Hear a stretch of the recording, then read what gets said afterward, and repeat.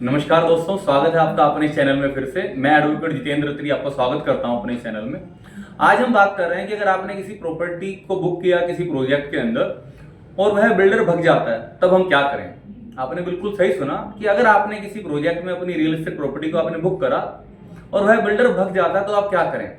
इंसान के पैरों तले जमीन निकल जाती है और वह समझ नहीं पाता कि मैं अब क्या करूं। जीवन की इतनी कमाई इकट्ठा करी, बड़ी मेहनत की कमाई होती है, किस तरीके से उसमें क्या क्या सपने जुड़े हुए होते हैं। पर आपने देखा होगा अधिकतर ऐसे बहुत सारे केसेस अभी सामने आ रहे हैं जिसके अंदर बिल्डर फरार हो गया जी, बिल्डर मिल नहीं रहा, बिल्डर प्रोजेक्ट छोड़ के भग गया। तो एज अ बायर आप उसमें अब क्या करें। तो आइए हम बात करते हैं कि अगर आपके साथ भी कुछ ऐसा हुआ है तो आप उसमें क्या कर सकते हैं, आपके पास क्या क्या कानूनी बचाव है और क्या क्या आपके पास विकल्प हैं। अगर आपके साथ भी ऐसा हो गया है तो सबसे पहले बिना टाइम गंवाए हुए आप इसकी जानकारी पुलिस में दें, एक एफआईआर दर्ज कराएं, उनको बताएं आपके साथ फ्रॉड हुआ है, आपके साथ चीटिंग हुई है, और हो सके तो और भी लोगों को इकट्ठा करें और इस कंप्लेंट को आप मास में एज अ ग्रुप दें, क्योंकि जब आप ग्रुप में देते हैं तो उसका ज्यादा प्रभाव पड़ता है।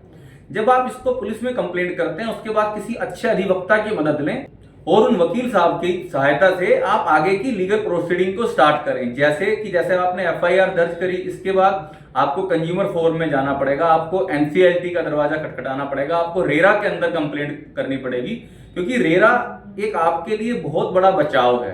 फिर as a consumer, as a customer जो आपके साथ हुआ है उसके अंदर आप लोग कंज्यूमर कोर्ट में जाएं। तो एज अ कंज्यूमर जो भी आपके साथ एक इतना बड़ा फ्रॉड हुआ है तो उसकी आप सब मिलकर कंज्यूमर कोर्ट में अपना केस फाइल करें।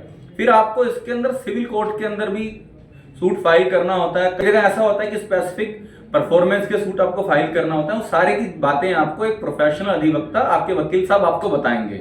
आपके लिए तो सबसे जरूरी चीज है कि अपने सारे डॉक्यूमेंट को इकट्ठा करें, जो भी आपने पेमेंट करी है, बिल्डर बायर एग्रीमेंट है, बैंकों की जो आपके पास ट्रांजैक्शन का स्टेटमेंट है, और जितने लोग हैं जैसे जैसे जो आपके पास हुआ है। क्योंकि यह समझिए कि अगर आप लोग उसमें मिलके और एक सकारात्मक रूप से अगर आप कार्य करेंगे, जुड़ के काम करेंगे और बिना समय गंवाए हुए, तो उतना ही आपको ये समझिए कि धोखा होने का और आगे कम से कम धोखा होगा, कम से कम आपका नुकसान होगा, ज्यादा से ज्यादा आपका बचाव हो पाएगा।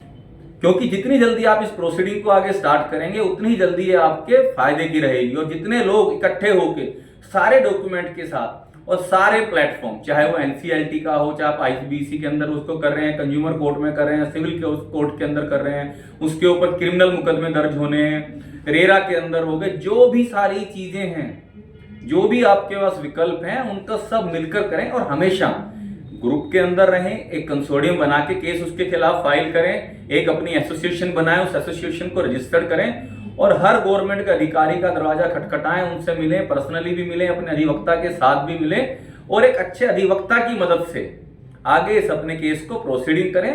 यह एक लंबी जर्नी है, समय लगेगा, पर जितना समय लगता है उसके बाद आपको रिलीफ भी मिलेगा, क्योंकि खाली बैठना, चुप बैठने से आपको कुछ मिलने नहीं वाला। और आपकी अगर इससे जुड़ी हुई कोई भी समस्या हो तो हमें खुशी होगी आपकी मदद करके, क्योंकि इस चैनल का उद्देश्य है कि आप सबकी सहायता करी जाए, आपको जागरूक करा जाए, क्योंकि जानकारी ही आपका बचाव है। नमस्कार।